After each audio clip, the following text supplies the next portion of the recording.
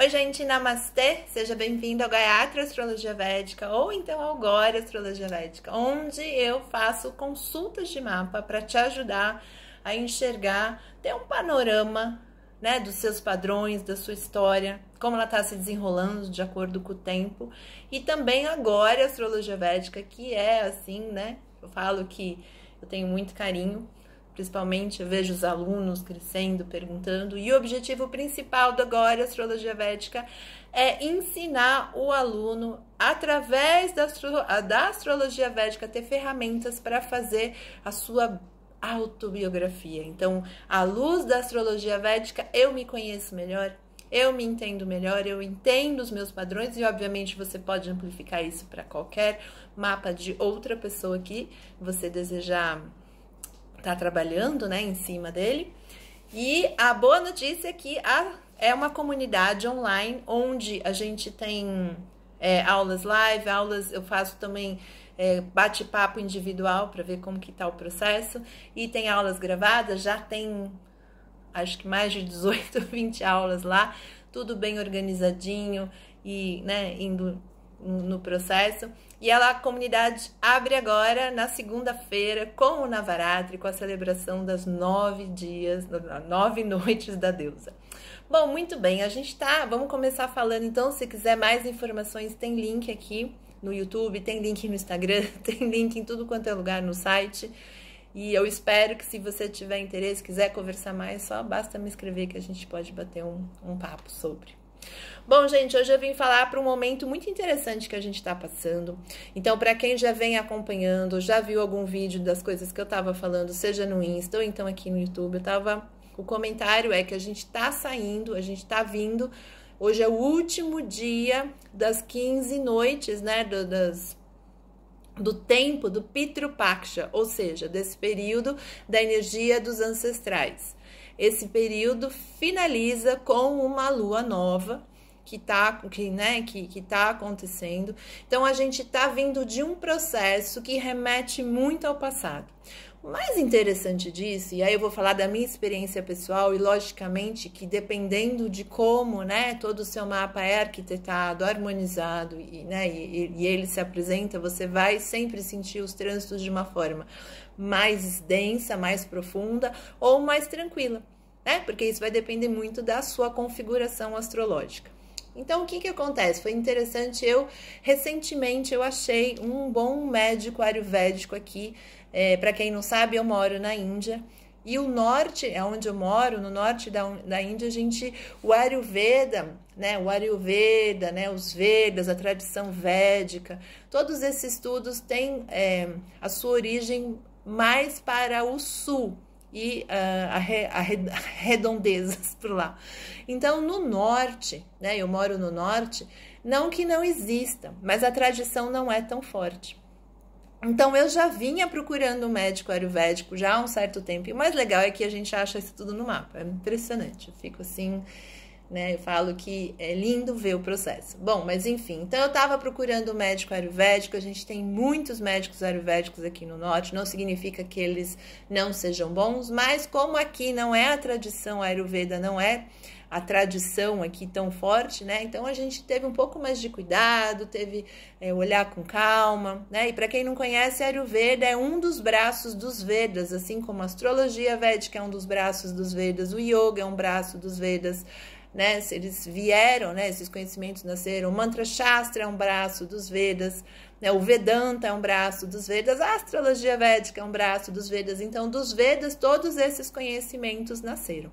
O Ayurveda tem por princípio cuidar da longevidade, não é para cuidar da doença, é para manter a saúde. E na verdade, eu sou apaixonada por Ayurveda, e agora eu estou até aprofundando um pouco mais os meus conhecimentos de Ayurveda também, que ainda são muito iniciantes, tentando transitar aí entre a astrologia védica, eles se comunicam muito bem. Então, eu achei esse médico ayurvédico, e é interessante para quem nunca ouviu falar. Esses médicos ayurvédicos, quando a gente vai, eles tiram o seu pulso, na verdade, não é que eles tiram, né? Eles checam o seu pulso, e através do seu pulso, ele vai te falar qual é o seu tipo físico, né? O dosha, tipo físico, tipo emocional, tipo intelectual, né? Existe aí, a gente fala, né? O dosha vata, pitta, kapha, né? Tem toda uma organização do conhecimento ayurvédico. E a partir daí ele vai te prescrever certos tipos de ações necessárias, ou seja, mudanças na sua rotina diária, que pode ser desde o horário que você acorda, que tipo de temperatura de banho, enfim, né? Tem muitas orientações diferentes e vai incluir ervas, né? Que são as ervas ayurvédicas para você tomar. No meu caso, né? Eu não tenho nenhuma doença preocupante aparente. Eu, na verdade, tenho um problema de tireoide que se iniciou há muitos anos atrás, há 20 anos atrás eu comecei a ter problemas de tireoide e eu vim, e há muitos anos eu, né, venho tratando com a reposição do hormônio da tireoide. Para quem não sabe, a gente acaba tendo um problema na tireoide, então você toma esse hormônio da tireoide e aí você vai vivendo normalmente. E eu venho vivendo normalmente. Mas há muitos anos eu queria tentar tirar o hormônio da tireoide com o acompanhamento de um médico. E esse médico apareceu. Ele falou, vamos começar o processo. Então, estou aqui no processo, ele está diminuindo a minha quantidade de hormônio da tireoide e eu estou tomando ervas para ajudar, as ervas ayurvédicas, né? E está sendo um processo bem interessante. Mas por que eu trouxe toda essa história agora? Porque quando ele tirou o meu pulso, né? Eu já fui nele uma vez, eu voltei agora a segunda vez para recarregar remédio, para ver se muda alguma coisa, né? Alguma erva ou não. E ele estava comentando comigo, né? Que ele realmente sentia que de alguma forma eu tinha uma tristeza muito profunda. Né? Ele tirou, né? Ele checou o meu pulso, não tirou o meu pulso, ele checou o meu pulso. Ele falou, bom, tá indo tudo bem, acho que a tireoide tá se encaminhando, né? A gente vai devagar, vai vendo o processo, como funciona. Mas ele fala, né? Existe algo aí, existe uma tristeza profunda dentro de você. E realmente existe uma tristeza profunda na minha história. Eu tive uma perda de pai muito cedo, aos 11 anos de idade, e todo esse processo da perda do meu pai desencadeou certos processos muito difíceis na minha vida, com os quais eu fui me organizando, me reorganizando, processando durante toda a minha vida. E como a gente tá, e aí que eu entro, né, a relação, e como a gente tá em período de Pitru Paksha, né, onde é um período onde a gente realmente sente essa energia, os ancestrais voltam para visitar a gente, eu tô sentindo muita falta do meu pai, apesar de que ele já morreu há muitos anos, né, vão fazer pelo menos aí mais de 30 anos, e aí, então, eu estava pensando, né, e uma das propostas que esse momento está passando para a gente agora é muito isso, né, é você olhar para o seu passado, né, porque Pitru Paksha é sobre o que passou, é sobre os seus ancestrais, então, é muito disso, é olhar para o seu passado, entender a sua história, entender às vezes que não precisa mais carregar tantas tristezas, e foi justamente isso que o médico estava conversando comigo, né? Ele falou, olha, Cris, não, tá tudo bem, eu vejo que você tá bem, tá tudo certo, mas também eu entendo todo o processo difícil que você passou, né, na sua, ainda mais perda de um pai, né, e aí a gente conversou bastante sobre essa história, mas ele falou, mas veja que você não pode viver no seu passado, né, você não pode continuar carregando, né, esse passado.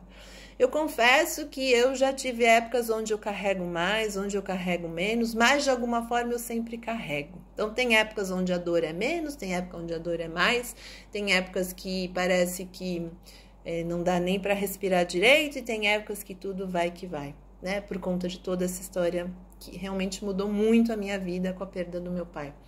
Então, e aí eu fico pensando o quanto que esse momento, né, o quanto que esse Pitru Paksha tá me fazendo olhar, né, e pela fala desse médico foi tão interessante como a sincronicidade aconteceu, e ele falando, né, que para tudo tem um momento também, toda tristeza tem um momento, e olhar, né, poxa, você tem aí 2 filhas, você tem um marido tão legal, e de repente o quanto a gente ainda continua carregando as nossas questões lá de trás, né? Questões do passado, que tem a sua dor, que tem o seu significado, que tem a sua dificuldade. E aí eu me peguei pensando muito nisso, né? Que que por mais que eu sempre busque esse foco no presente, eu tenho essa dor, essa cicatriz forte lá de trás, né? E que realmente eu preciso, de alguma forma, ressignificar ela, ou sentir que é hora de deixar ela para trás, de não carregar mais ela comigo. Então, eu acho que esse Pitru Paksha fala muito essa questão, né? O que é que você está precisando ressignificar? O que é que você está precisando reolhar? O que é que você está precisando da sua história, do seu passado, deixar para trás? E agora, olhar para frente. E aí vem essa lua nova, que acontece em Virgem, e Virgem é o símbolo de Virgem na astrologia védica, é uma menina, né? É Kanya, que a gente fala em sânscrito, e essa menina que está acontecendo essa lua nova, né? Essa Amavasya, ela tá para entrar agora no Navaratri, que é onde então ela se torna a deusa. E, gente, é um significado lindo demais, né? Se você vê o processo. Então, o que eu tô deixando ali para trás, o que eu tô mandando embora ali para trás, o que eu preciso ressignificar. E a partir daí, então, eu preciso olhar lá para frente, porque Navaratri tá chegando amanhã, e é onde começa toda essa energia da deusa, porque a energia da deusa é a energia da criação. E começa com essa menina, né? Com esse símbolo de alguém que está crescendo. E aqui na Índia, principalmente no norte, né? Eu falo da região principalmente que eu tô. Quando chego na Navaratri, tem um dia específico onde a gente dá somente para as meninas, né? Então, meninas que não ainda viraram adolescentes, ou não viraram, entre aspas, né, mulheres, então a gente dá para elas vários presentes como se estivesse dando para Deus. Então, as mães colocam elas em roupas tradicionais étnicas índias, né? Inclusive a Jazz, né? A gente coloca ela numa que a gente chama malenga, né? Toda aquela roupa linda indiana que eu sempre falo que, né? Existe uma feminilidade muito acentuada na forma étnica de se vestir aqui na Índia, que eu acho particularmente muito lindo. Né? E aí as meninas se vestem e a gente compra, né? Tem pessoas que compram 9 presentes, e aí tem pessoas que vão dar, tem certos rituais, vão dar certos tipos de comida, dão dinheiro também, né? Isso aí vai depender muito de cada família e de cada localização aqui do norte. Então, gente, a gente está nesse momento de vamos refletir o que é que do passado que eu preciso deixar para trás, o que lá de trás, né? Toda a minha história, né? Da minha infância, ou então depois da minha infância, algo que aconteceu lá atrás que eu preciso ressignificar, eu preciso reolhar, eu preciso ou então eu preciso deixar isso para trás, né? Chega um momento que a gente tem que deixar. Não pode ficar mais pesando, né? Não tem mais por que ficar pesando, não tem por que a gente ficar mais carregando. E aí a gente entra nessa lua nova dos ancestrais, que tá acontecendo em Virgem. E aí tá lá a lua, o sol, porque toda lua nova, já vai lembrando a galera de astrologia que estuda astrologia védica, lua nova, lua e sol tem que estar junto, né? Eles estão sempre juntos, é Kali com Shiva, é uma energia muito tamásica, onde a lua praticamente está sem luz, e nesse dia a gente não faz leitura de mapa, não tem luz disponível para nós astrólogos fazer leitura de mapa. E aí acontecendo em Virgem junto com o Mercúrio está na própria casa, então, ou seja, ele está exaltado, o Mercúrio adora Virgem, né? O signo de Virgem fala muito sobre purificação, fala muito sobre perfeição, né? Essa menina. E aí também ele está combusto, está em Astangata, né? Então, assim, tá sendo purificado, e nesse processo todo a gente está passando, entrando agora, e aí esse processo todo está acontecendo da lua nova, e aí vem quem? O eclipse. Então, e o eclipse vem acontecendo exatamente em Virgem, e esse eclipse é quando, né? Esse eclipse é solar, parcialmente, não vai ser totalmente coberto. Aí no Brasil vai começar às 4h54 da tarde, aqui na Índia já é de noite, quase 11 da noite, e vai acabar às 6h53 da tarde. Então, o eclipse é um momento onde a gente não tem a luz, né, dos elementos que disponibilizam luz para gente, principalmente o Sol e a Lua, que são os planetas, se não os mais principais, os principais lá do início da lista. Né? A gente sempre fala, gente, Sol e Lua é tudo, é mãe e pai, né? É a Shakti e é o Shiva, né? Pai e mãe. Então, quando a lua ou o sol está em algum processo de ficar sem luz, seja por eclipse, né? Seja por lua nova, é um momento onde a gente perde muito também esse acesso a essa luz que dá clareza. E aí esse eclipse acontecendo em Virgem, né? Nesse signo da perfeição, nesse signo da purificação, principalmente, né? A gente fala que principalmente está muito associado à galera do vegetarianismo, né? Virgem tem muito essa questão. E aí a gente está indo lá para a deusa, para os 9 dias de Durga, celebração de Durga, que inclusive eu vou estar colocando vídeos para falar, né, um pouco dessa história aqui para gente também, comentar como que é esse processo da Durga vencendo esse demônio, que também fala muito do Dharma tá de volta. Então, hoje é um dia, né, e principalmente quando começar o eclipse, é um momento que a recomendação da astrologia védica é que você, principalmente se puder ficar em casa, é melhor. Se puder sentar lá no seu templo, é melhor. Para você fazer os mantras que usualmente você já faz.